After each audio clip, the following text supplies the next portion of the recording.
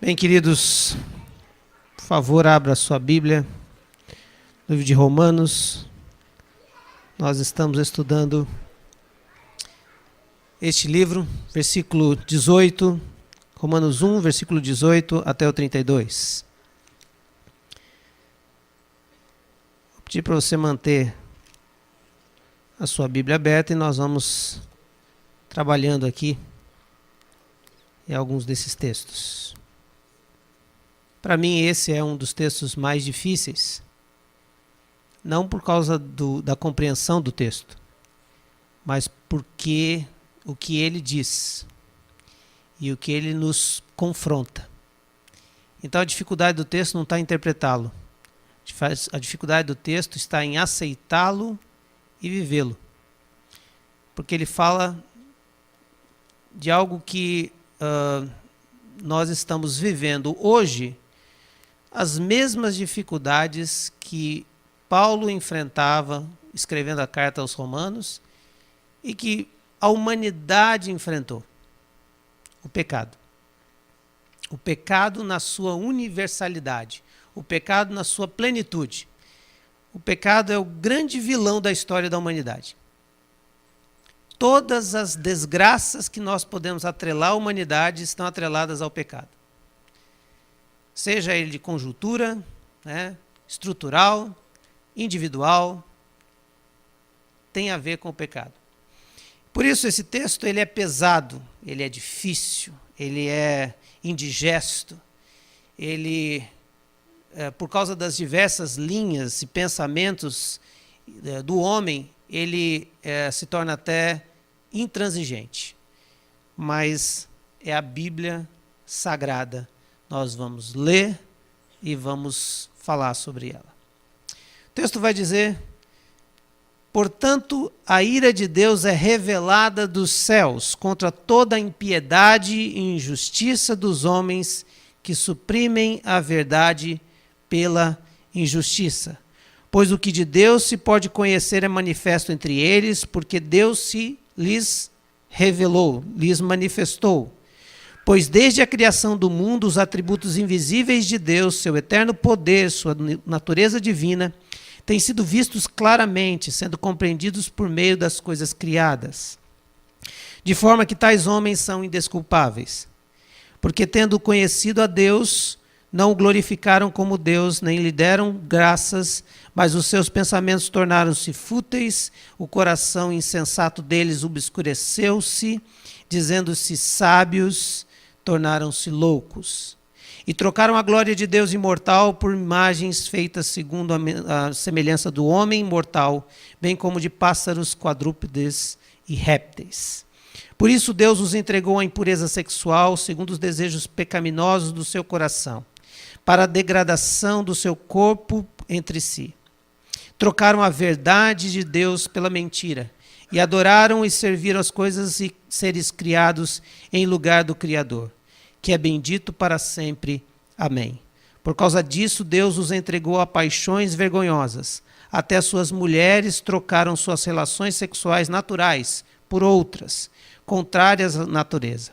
Da mesma forma, os homens também abandonaram as relações naturais com as mulheres e se inflamaram de paixão uns pelos outros. Começaram a cometer atos indecentes, homens com homens, e receberam em si mesmos o castigo merecido pela sua perversão. Além do mais, visto que desprezaram o conhecimento de Deus, ele os entregou a uma disposição mental reprovável, para praticarem o que não deviam, tornaram-se cheios de toda sorte de injustiça, maldade, ganância e depravação.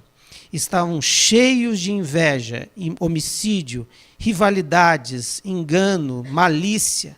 São bisbilhoteiros, caluniadores, inimigos de Deus, insolentes, arrogantes e presunçosos. Inventam maneiras de praticar o mal.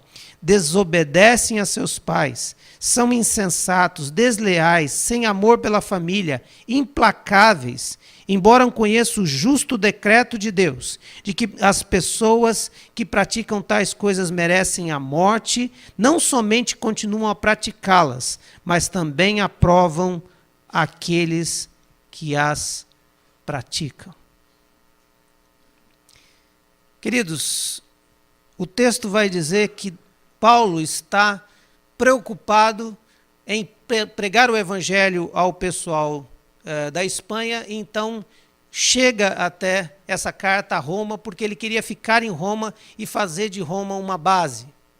E no primeiro parte desse capítulo ele vai dizer da revelação do evangelho, que o evangelho de Deus é poder de salvação, porque ele revela a justiça de Deus. Mas logo em seguida ele vai dizer, portanto, há uma outra revelação de Deus. Deus vai se revelando. O evangelho de Deus é revelado através de Cristo Jesus. Mas aqueles que não ouviram do evangelho de Cristo, aqueles que não conheceram o evangelho de Cristo, a presença de Cristo, o que vai acontecer com eles? E a gente tende a fazer essa pergunta e a resposta é: Deus vai julgá-los segundo o conhecimento que eles têm de Deus. O texto vai deixar bem claro que Deus se revelou. E Deus se revelou na sua criação. Versículo 19 e 20 vai dizer exatamente isso. Que Deus, tudo, pois o que Deus se pode conhecer é manifesto entre eles, porque Deus lhes manifestou. Paulo não estava falando aos judeus que foi revelada a lei, que foi revelado as tábuas da lei lá no Sinai. Paulo não estava falando aos homens que tiveram contato com a lei de Deus. Ele estava falando àqueles que não tiveram contato nenhum, com nenhum conceito a respeito do Deus de Israel.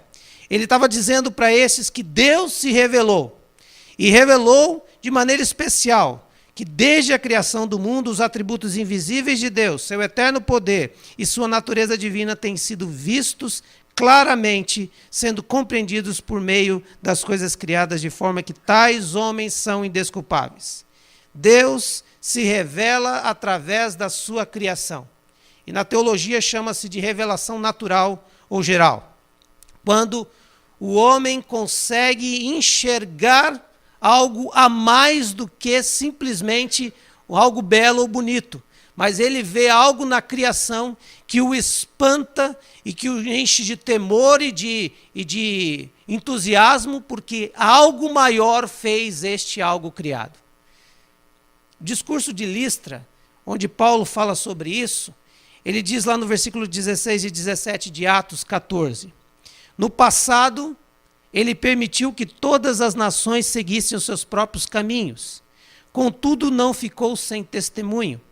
Mostrou sua bondade, dando-lhes chuvas do céu e colheitas no tempo certo, concedendo-lhes sustento com fartura e enchendo de alegria os seus corações. Paulo estava dizendo aqui, ninguém pode dizer que não teve um conceito a respeito de um Deus, porque toda a boa dádiva que eles recebiam era prova da presença de uma divindade.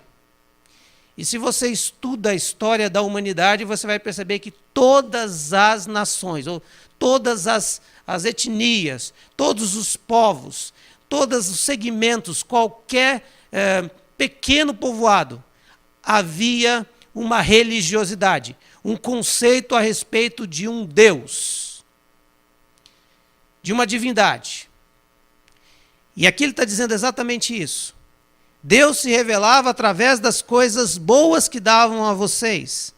Lá em Atos também, Atos 17, 23 ao 28, Paulo está fazendo o discurso ao povo de Atenas e vai perceber que aqueles homens e mulheres eram muito religiosos, porque havia vários deuses ali. E ele vai dizer, andando pela cidade, observei cuidadosamente seus objetos de culto e encontrei até um altar com esta inscrição, ao Deus desconhecido. Ora, o que vocês adoram, apesar de não conhecerem, eu lhes anuncio. O Deus que fez o mundo e tudo que nele há, é o Senhor do céu e da terra, e não habita em santuários feitos por mão de homens.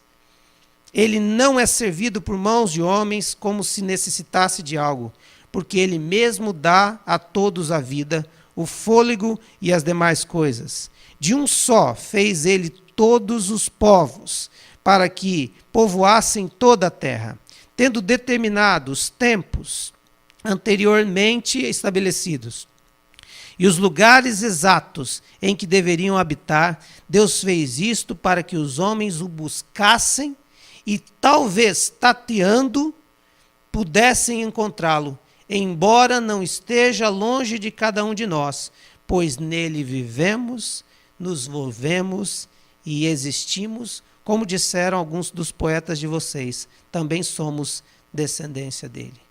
O que Paulo está dizendo é que não há como dizer que um lugarejo, uma tribo silvícola ou uma tribo do norte da África, debaixo do Saara, dizer que não existe, que não tem conhecimento de Deus, que não tem ideia de um Deus criador, que não tem ideia de uma revelação maior dele, porque ele se revelou através das coisas criadas.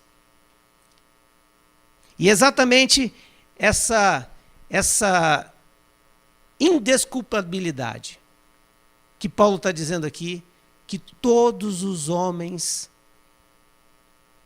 não vão ter diante de Deus. Sabe por quê? Porque ele se revelou. E como ele se revelou? Através da criação. Mas o que ele revelava através da criação? O texto vai dizer que ele revelava a sua natureza divina. E nós conhecemos os atributos de Deus. Vários atributos. Né? Quem conhece um pouquinho de teologia, uma matéria que sempre cai é atributos de Deus.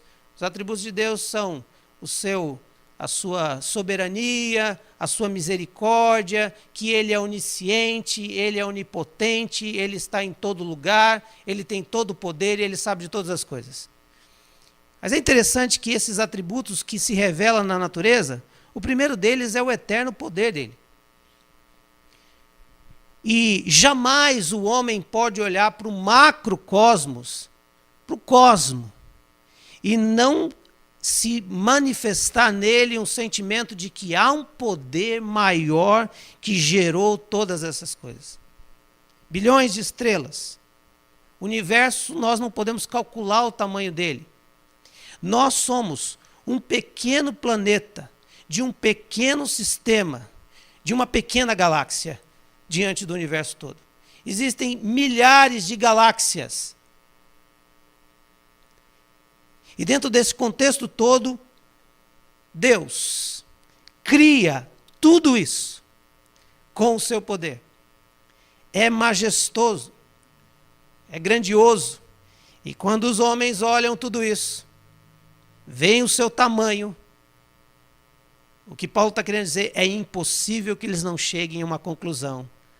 Há um Deus. Segunda manifestação dos atributos de Deus é a sua sabedoria. Se o seu poder é algo fantástico na criação, a gente percebe isso na criação, pelo tamanho do cosmos, a gente observa na sua sabedoria em criar o cosmos. Para começar, essa palavra cosmos quer dizer beleza, ordem, harmonia, organização. Quer dizer que tudo está no seu devido lugar, milimetricamente. Você sabe que se houver algum giro da Terra de maneira errada, ou se a Terra se aproximar um pouquinho do Sol, seremos queimados. E se a Terra se afastar um pouquinho do Sol, morreremos congelados. E durante anos e anos, isso não acontece. Uma inteligência fantástica que cria em cima disso. E aí, só fazendo um parênteses, a gente passa anos e anos, nossos filhos vão estudar sobre isso, vocês estudaram sobre isso, nossos pais estudaram sobre isso, eu estudei sobre isso, da ideia de uma ciência chamada evolucionismo, e que nós temos que aceitá-la como se fosse a total verdade. E que quando nós falamos em criacionismo, Nós somos ridicularizados, desrespeitados, humilhados porque criacionismo não é teoria, é crença. Agora, quando nós olhamos para a lógica da criação, a gente vê uma perfeição tão grande que levou alguns cientistas, a partir do ano de 93, a começarem a se reuniram numa pequena casa nos Estados Unidos e começaram a lançar a ideia de um design inteligente. O conceito, você pode até procurar, design inteligente. Onde eles questionam Darwin na sua seleção natural e na sua criação do mundo, e vai dizer, olha, tem algumas coisas que nós não conseguimos concordar com essa teoria, porque a primeira delas é que há uma complexidade específica no universo. E um deles está exatamente no DNA. O DNA é uma história perfeita, incrível. O macrocosmos é belo, organizado, mas o microcosmos é maravilhosamente organizado. É incrível como milhões e milhões de dados se tornam em algo que sou eu e você. A genética, o advento da descoberta do DNA no código genoma, você começa a perceber que a casualidade é impossível que aconteça, porque Darwin vai dizer que essas coisas aconteceram por uma sucessão de mutações que levaram a essa perfeição. O acaso levou isso a algo perfeito. E a crítica é exatamente essa. Algo complexo jamais pode simplesmente se tornar, existir, se não houver um design inteligente, um designer inteligente, alguém fazendo isso. Essa harmonia, essa perfeição, essa organização que nós vemos no cosmos, tanto micro quanto macro, ela é irrefutável. Não dá para a gente acreditar que seja no acaso. É por isso que as pessoas dizem que precisa mais fé para acreditar no evolucionismo do que no criacionismo. Porque o criacionismo você ou acredita na presença de Deus na história ou não. Agora, no evolucionismo você precisa fazer uma mágica para poder chegar às conclusões de que o nada foi se transformando em alguma coisinha até virar uma coisona. E o exemplo é muito claro, né? Um professor meu dizia que é você pegar farinha, chocolate, ovos, me ajuda aí no bolo de chocolate aí, querido, açúcar, manteiga, leite, tá bom já. Bota tudo em cima da mesa e sai. De repente, há uma explosão na sua casa. E nessa explosão não sobra nada, só em cima de algum lugar um bolo de chocolate pronto. Esse é o evolucionismo que nós acreditamos.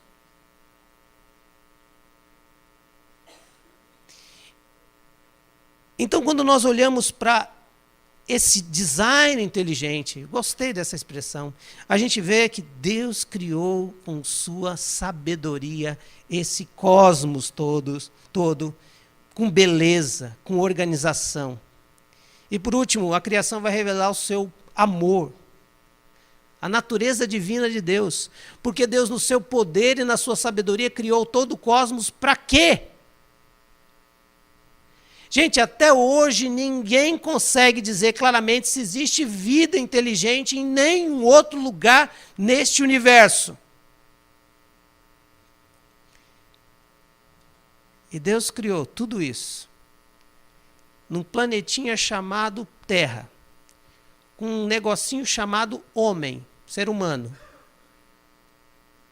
para demonstrar o seu amor. Sabe por quê? Porque Deus queria se relacionar com o ser humano. Por isso que criou ele à imagem e semelhança, para se relacionar comigo e com você, porque ele revelando o seu amor na criação. Então Deus estava se revelando todo o tempo para o homem. Toda a história era história de revelação, se mostrando, mesmo que invisível, mas com a sua assinatura em alguns lugares. Esses dias eu vi uma reportagem sobre Aquela boreal. Aurora. Esqueci o nome da linguiça. A aurora boreal. Você imagina só que a luz vai tomando conta daqueles gases que formam na atmosfera e faz um espetáculo de luzes. E nós olhamos para aquilo, é Deus se revelando no seu poder. E é impossível você olhar aquilo e falar assim, o acaso. Lindo acaso. Então, o que Deus está falando aqui é que eu estou presente na criação. Porque eu estou me revelando para quê? Para que você tenha uma postura diante de mim. E por isso os homens são indesculpáveis. Quando eles não fazem aquilo que estava proposto diante de uma grande obra de arte. Reconhecer o autor. E dar créditos ao autor. E glorificar o autor. E dizer, parabéns, que obra maravilhosa. Ser perfeito. Que bom. E por isso, há uma outra revelação no texto. Os homens se revelam. E eles se revelam indesculpáveis. Porque a revelação natural tira a inocência e a ignorância dos homens a respeito de Deus. Eles se tornam indesculpáveis. Eles não são ignorantes. Eles não são inocentes. Eles são culpados porque houve uma revelação que os confrontou diante da sua pequenez e a soberania de algo maior. Mas eles não conseguiram olhar para isso e não aceitaram que existe algo maior. Por isso, eles se revelaram indesculpáveis. Por quê? O texto vai descrever aqui o porquê eles se tornaram indesculpáveis. O primeiro deles está no versículo 21 e 22 e 23. Eles se tornaram indesculpáveis, se revelaram indesculpáveis porque eles se tornaram idólatras. Porque tendo conhecido a Deus, não glorificaram como Deus, nem lhe renderam graças, mas os seus pensamentos se tornaram fúteis e em seus corações insensatos se obscureceram. Dizendo-se sábios, tornaram-se loucos e trocaram a glória do Deus imortal por imagens feitas segundo a semelhança do homem mortal, bem como pássaros, quadrúpedes e répteis. Primeira coisa que eles fizeram, eles, além de não reconhecerem a Deus, ou não aceitarem que Deus é o Senhor disso tudo, então eles não deram glórias a Deus, não reconheceram a assinatura de Deus no universo. Eles não agradeceram a Deus, não retribuíram o que Ele fez. Porque nas divindades você percebe o seguinte, o conceito de divindade é, quando Deus dá alguma coisa, as pessoas retribuíam esse Deus com alguma coisa. Quando Deus estava irado, eles retribuíam com alguma oferenda para aplacar a ira dos deuses. Esse conceito da divindade é muito claro na história da humanidade. Mas eles não fizeram isso, eles desprezaram a Deus. E, além disso, adoraram a imagem das coisas criadas. Essa é a grande demonstração de uma total rebeldia, um total desrespeito ao Criador do universo. É quando você para, olha, reconhece a grandeza dele, mas não adora. Você sabe que ele é poderoso, reconhece que ele fez, mas não quer reconhecê-lo como Deus. E aí, a postura é adorar coisas que foram criadas. E aqui ele vai dizer de homens, pássaros, quadrúpedes, répteis. Alguns comentaristas acreditam que ele está mencionando Gênesis, quando fala da criação. Mas eu consigo ver isso aqui na história. Os homens adorando a eles mesmos e adorando a líderes, adorando a outros homens, adorando a animais. É muito comum isso. Isso é muito do nosso cotidiano. E o texto vai dizer algo muito sério no versículo 24. Por isso, porque trocaram a glória de Deus pela glória do ser criado, Deus os entregou à impureza sexual. Por isso Deus os entregou à impureza sexual, segundo os desejos pecaminosos dos seus corações, para a degradação dos seus corpos entre si. E aqui tem uma coisa interessante. se o que está falando aqui é algo sobre essa adoração a ídolos, adoração às coisas criadas, está mostrando claramente que o homem troca Deus por qualquer coisa. E é por isso que ele vai trocar, então, os seus relacionamentos, os seus parceiros. A impureza sexual aqui dá uma ideia de que você tem o seu marido, você tem a sua esposa, e você não consegue mais ser fiel a ele ou a ela, e você os troca. Essa infidelidade, porque a idolatria é uma infidelidade contra Deus, e que leva as pessoas a terem infidelidade umas com as outras. O idólatra é egocêntrico porque ele quer o que a divindade possa dar para ele. E ele se vende por qualquer coisa que essa divindade possa lhe dar para lhe dar prazer e bem-estar. E aí, ele começa a fazer isso com a sua vida, com a sua sexualidade, com os seus relacionamentos. O idólatra acaba sendo alguém que troca o relacionamento certo, correto, amoroso, por um outro relacionamento furtivo. O idólatra é um infiel. E o infiel que troca sempre, sempre, sempre os seus relacionamentos. Por isso Deus entregou essa paixão, essas impurezas sexuais. Segunda demonstração de que o homem está se revelando indesculpável é porque eles trocaram o padrão da verdade pela mentira. Versículo 25. Trocaram a verdade de Deus pela mentira, adoraram e serviram as coisas e os seres criados, em lugar do Criador, que é bendito para sempre. Amém. Aqui Paulo está descrevendo algo muito interessante.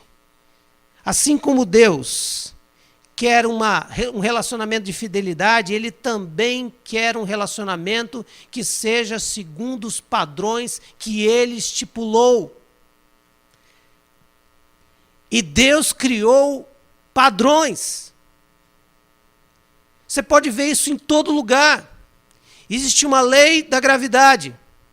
Eu não posso simplesmente dizer assim, não gosto dessa lei, e me lançar de um prédio, porque a lei da gravidade vai me levar a consequências. Eu vou me estabacar no chão. Eu não posso dizer, tem um monte de gente aqui na minha frente, saiba que eu vou atravessar. Se não sair, eu não atravesso, eu vou colidir. Porque existem leis, existem padrões que não podem mudar. São imutáveis, que são a verdade de Deus. Mas o homem, ele não consegue viver padrões de Deus. Ele odeia padrões, ele odeia regras, porque elas vieram de quem ele não quer servir.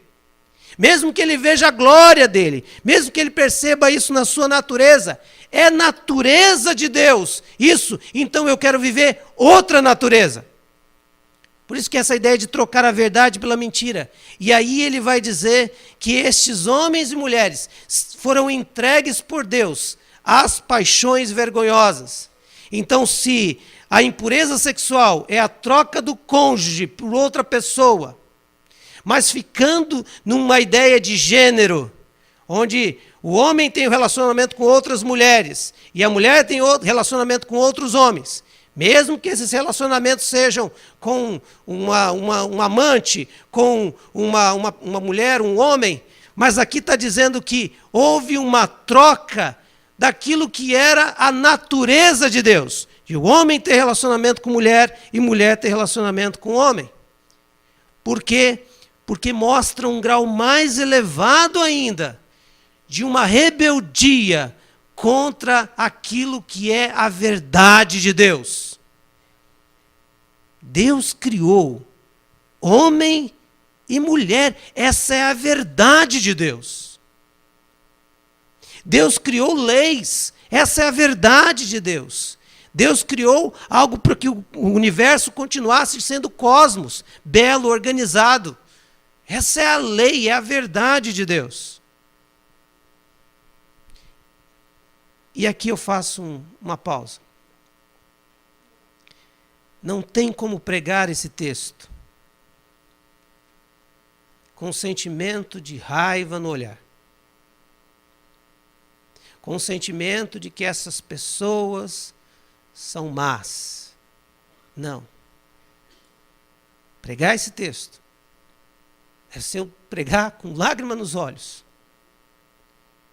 porque essas pessoas estão sendo tão vítimas do pecado quanto eu e você. Pregar essa palavra é dizer que eu amo pessoas, mas eu não posso negociar o que a palavra de Deus me diz. Essa é a verdade do Evangelho. Há uma natureza dada por Deus. E aquilo que vai contrário à natureza de Deus, vai contra o próprio Deus. E alguns movimentos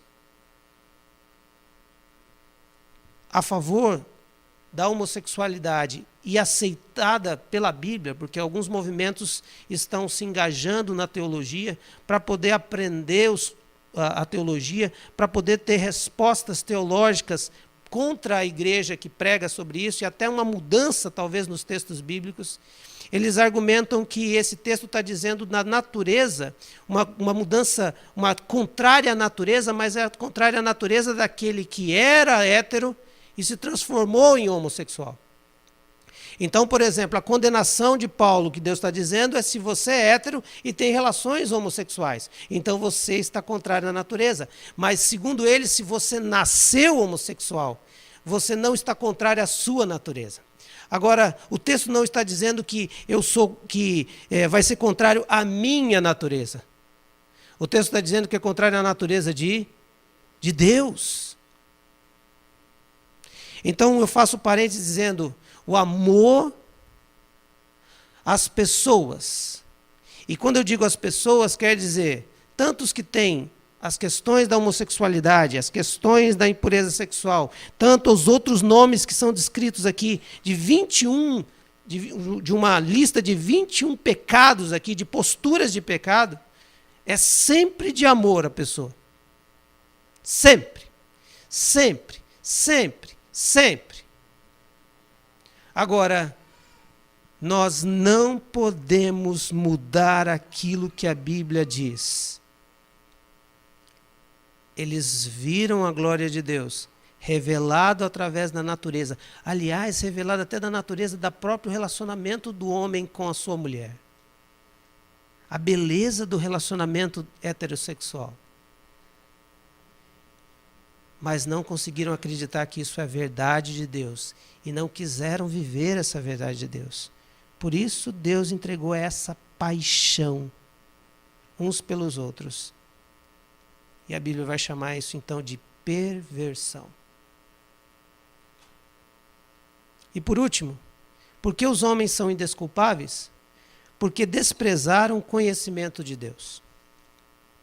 Além do mais, versículo 28, visto que desprezaram o conhecimento de Deus, ele os entregou à disposição mental reprovável, para praticarem o que não deviam.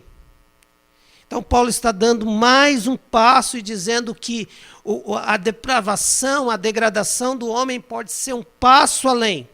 Além dele não aceitar adorar a Deus, ele não aceitar a verdade de Deus, ele conhece a Deus, ele sabe quem Deus é, mas o despreza. Então o desprezo de Deus é o último estágio de um homem que tem contato, é exposto à glória de Deus, mas o reprova tremendamente. E a palavra conhecimento aqui, aliás, no Novo Testamento, a palavra conhecimento tem sempre a ver com intimidade. A palavra conhecimento nunca no Novo Testamento tem a ver com essa ideia do estudo de alguém. A palavra no Novo Testamento sempre tem a ideia de conhecimento através da experiência, do relacionamento. Eu não posso dizer que eu conheço você se eu não me relaciono com você. Então ele está dizendo aqui, mesmo que eles tiveram conhecimento de Deus, uma proximidade de Deus, eles viram Deus se desnudando, se revelando, se mostrando poderosa, sábia e amorosamente. Mas eles desprezaram a maneira como ele estava se mostrando, se revelando. E Deus então os entrega uma disposição mental reprovável. Versículo 29, então, vai descrever todas essas disposições mentais reprováveis. Tornaram-se cheios de toda sorte de injustiça, maldade, ganância, depravação, estão cheios de inveja, homicídios, rivalidades, enganos, malícia. São bisbilhoteiros. Bisbilhoteiros é aqueles que falam mal dos outros escondido. Caluniadores é os que falam na frente, né? Inimigos de Deus, insolentes, arrogantes, presunçosos, inventam maneiras de praticar o mal. Hoje em dia está tão comum isso, gente que inventa maneira de praticar o mal. Eles são criativos, né? Desobedecem aos seus pais, são insensatos, desleais, sem amor pela família e implacáveis. Essa lista coloca todos os homens dentro dela. Não existe ninguém que não viveu ou que não experimentou algo de algum momento dessa lista. Porque o que Paulo está dizendo é que todos somos pecadores. E por causa disso, Deus revela então não mais o seu amor, a sua sabedoria, o seu poder, Deus revela a sua ira. Então a ira de Deus não é algo que ele revela sem sentido, simplesmente porque ele é um Deus raivoso. A ira de Deus se revela por causa de toda a impiedade e injustiça dos homens, versículo 18, que suprimem a verdade pela injustiça. Contra toda a impiedade e injustiça dos homens. E aqui cabe entender o que é essa ira. A ira de Deus não é a raiva humana. Raiva humana é aquele momento que você entra em crise e você é exposto ao seu eu, à sua raiva, o monstro que existe entre você, e você, então, vomita para cima das pessoas o pior homem que você é. A raiva, a ira. Deus não é assim. A ira de Deus é exatamente uma retribuição justa ao mal que os homens fizeram. E a ira de Deus, o contrário da ira de Deus não é amor. O contrário da ira de Deus é neutralidade. Isso quer dizer que Deus não pode ficar neutro diante do pecado da humanidade. Ele não fica neutro. Aliás, se você vê alguém que fica neutro diante do erro do outro, o que você chamaria ele? Você está vendo as coisas acontecendo. Você diz, não, tudo bem. O contrário da ira de Deus não é o amor, porque senão Deus não seria amoroso. Mas ele é amoroso, porque ele se revelou na criação. Ele fez o mundo e tudo para que a gente pudesse experimentar. Os céus manifestam a glória de Deus. Agora, a ira de Deus se revela exatamente porque a impiedade dos homens, e impiedade aqui é a mesma palavra de blasfêmia ou irreverência. O ímpio é alguém que não é pio. Lembra das expressões, Pio XII? É a ideia de alguém que tem piedade, alguém que tem um relacionamento com Deus piedoso. Ele tem uma intimidade com Deus. A ira de Deus é contra as pessoas que estão contrárias a Deus. A ira de Deus é contra aqueles que blasfemam contra Deus. Porque a blasfêmia é, eu sei que você é, mas eu me recuso a dizer quem você é e eu denigro a imagem que você tem. Foi isso que Jesus falou para aqueles homens quando ele faz um milagre, e aí eles disseram assim, em nome de Beelzebu que você expulsa os demônios. Eu sei que você expulsa demônios pelo nome de poderoso, mas eu não posso dizer que você tem todo o poder. Então eu digo que aquele que deveria ser seu inimigo, mas não pode ser seu inimigo, eu vou dizer que é por nome dele que você o expulsa. Eu estou sendo contrário, eu estou blasfemando, eu estou sendo irreverente contra ele. E a segunda ação aqui é exatamente que Deus se ira A ira dele está contra a injustiça. E a injustiça, então, é contra os homens. É uma atividade imoral e um padrão comportamental reprovável. Isso quer dizer que Deus está irado contra aqueles que são contra ele, mas Deus está irado contra aqueles que são contra os seus filhos, contra os seus semelhantes. O Deus de Israel era o Deus que dizia assim, ó, vão fazer um monte de coisa, tem um monte de lei, tem um monte de regra, mas tem uma coisa que eu peço a vocês, cuidem das viúvas, dos órfãos e dos estrangeiros. Negar-se isso era a injustiça. Então Deus está dizendo que ele se ira completamente quando há impiedade no relacionamento com ele, mas quando há injustiça. Ah, Deus deve estar muito irado com muita gente no nosso país. Mas eles fazem isso por sufocarem a verdade pela injustiça. A humanidade caída percebe o Criador, mas o rejeita. E este é o ponto mais importante aqui. Deus está irado por causa da impiedade e da injustiça, mas ele está irado porque, além disso, eles sabem da verdade. Mas aqui o texto tem uma palavra interessante para dizer eles detêm, eles sufocam. É a ideia de alguém realmente estar sufocando alguém debaixo d'água. Augusto Nicodemos usa diz que o grego usa essa expressão. É a ideia de que você sabe da verdade, mas você está empurrando a verdade para baixo até que ela seja sufocada pela injustiça. A humanidade não adota, não adora, não aceita, não é grata pelo que tem, mesmo sabendo que tudo que ela recebe não é fruto da sua mão, ela crê plenamente que foi fruto da sua mão, mas é uma dádiva de Deus, é criação de Deus.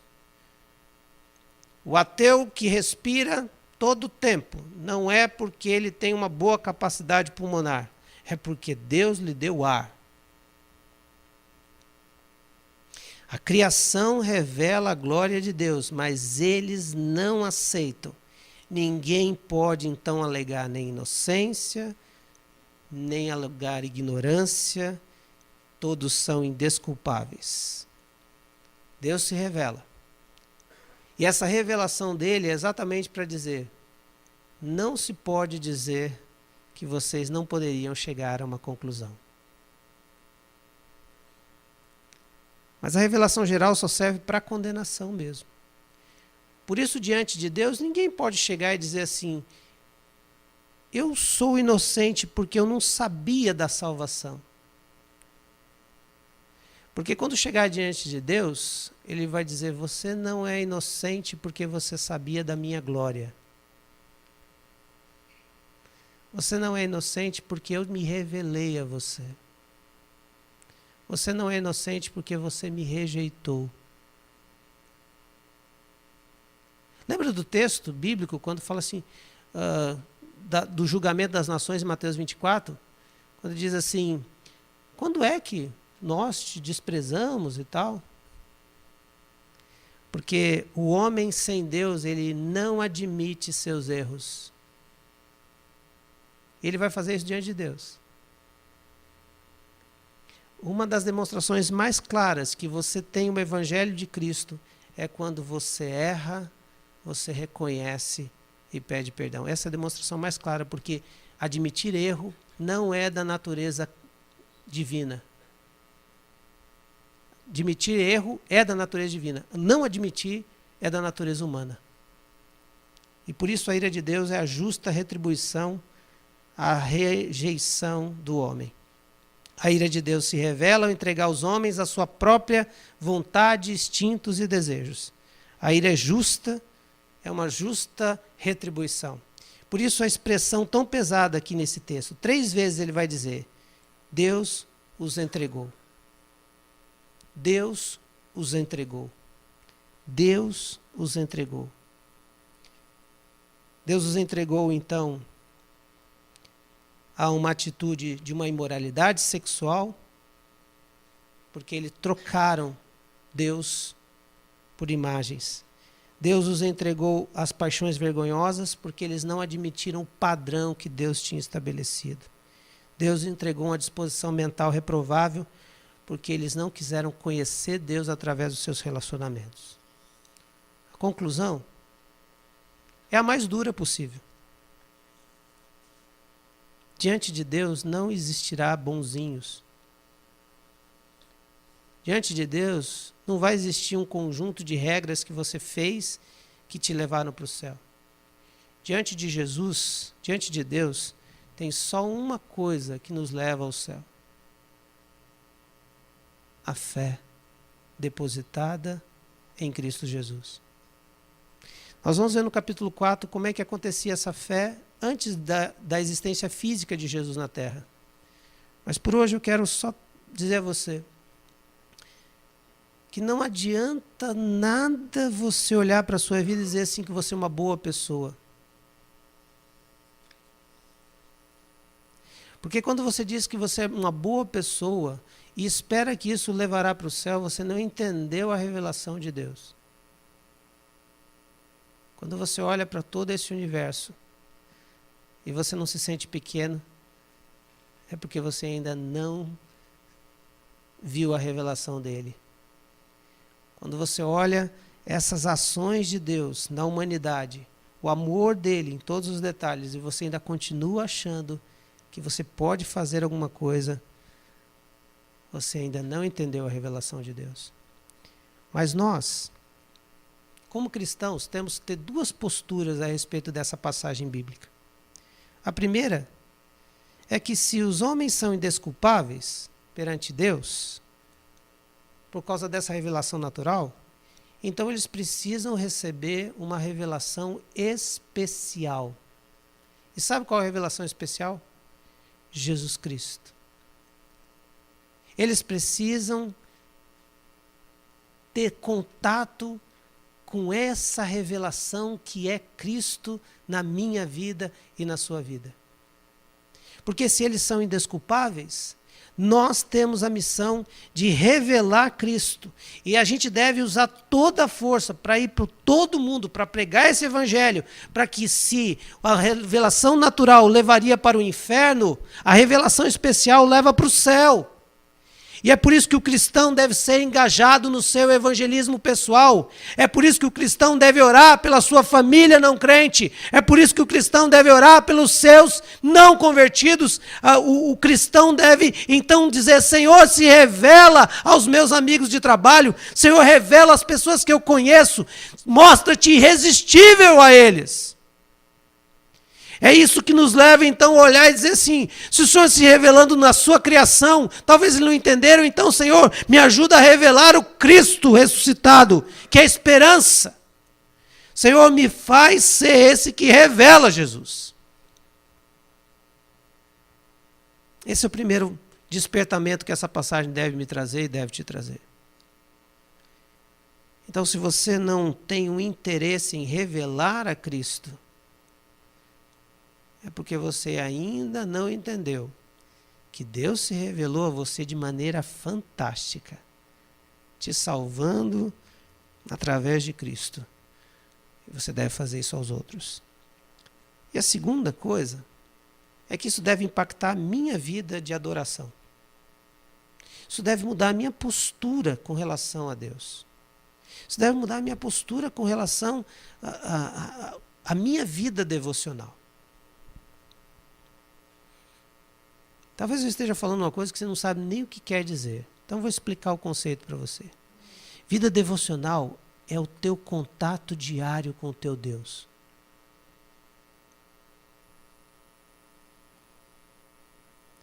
Porque nós não seremos cobrados pela revelação natural. Nós seremos cobrados do quanto nós somos expostos à revelação especial. Jesus Cristo. Quem é Jesus para você? E aqui ele está dizendo algo interessante. Eles conheceram. Nós conhecemos a Jesus. Ele já se revelou a nós. Então, se não há adoração a esse Jesus, se não há gratidão a esse Jesus, se não há comunicação com esse Jesus, se não há relacionamento com Jesus, então eu não o conheço. E talvez não queira conhecê-lo. Eu me lembro quando eu me apaixonei pela Cris. Tem 21 anos. Mais, 23 anos. É que 21 é que eu casei, aí consumou a paixão.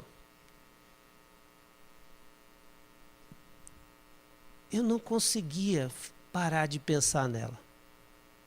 Eu falo isso porque ela sabe disso. Ela sabe que eu sou apaixonado por ela. Mas não existia nenhum momento nas minhas conversas que a Cris não entrava no assunto. Eu até tinha que tirar, porque senão a gente perdia o foco das coisas. Porque eu queria conhecê-la. Porque eu queria me relacionar com ela. Porque eu queria estar perto dela. E quando eu olho para Jesus, eu fico pensando, como é que a gente consegue ter um relacionamento com alguém que a gente vê, que é ser humano como a gente, e quando a gente pensa em Cristo, a gente muda, parece que ele é um fantasma, um ser assim espiritual, mas ele é um ser, ele é pessoal, ele se relaciona comigo, ele fala comigo, ele me questiona, ele me confronta, ele me admoesta, ele me dá palavras de bênção, ele fala comigo. Então ele se revela a mim todos os dias. Então eu preciso adorá-lo, porque ele merece todo louvor e toda adoração. Nós temos que ser cristãos que adoram triplamente, porque Deus se revelou através da criação e nós vemos isso. Deus se revelou de um modo especial através do seu Filho e nós temos isso. E Deus se revelou de modo especial através da sua palavra e nós podemos vê-la, lê-la e alimentar-nos dela. E aí a coisa fica mais complicada. Numa pesquisa feita nos Estados Unidos, 65% dos pastores não tinham lido a Bíblia toda. Nenhuma vez. 65% dos pastores. Que dirá os rebanhos? Qual é a intimidade que eu tenho com essa palavra? E depois disso, digo que quero conhecer mais a Deus. Feche seus olhos, querido. A palavra é essa, é dura. Mas ela traz um confronto à minha alma. Quanto mais eu me afasto do conhecimento de Deus, mais exposto à minha carne eu sou. Quanto mais eu me afasto de Deus, mais próximo dos instintos que eu tenho eu vou estar. Quanto mais eu me afasto de Deus, quanto mais desprezo a presença de Deus, mais eu vou estar exposto ao pecado que habita em mim.